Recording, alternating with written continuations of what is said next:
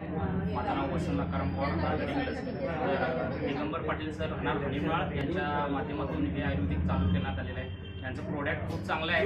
तर मी हेरडॉप हे तेल आहे जे रेग्युलर यूज केलेलं आहे रात्री झोपताना, आणि हा शॅम्पू आठवड्यातून 2-3 वेळा लावलेला आहे.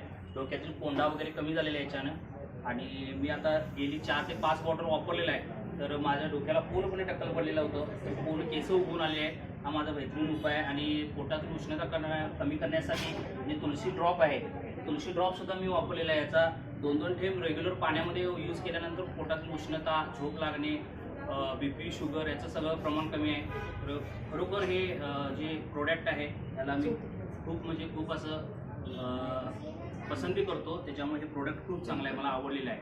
धन्यवाद.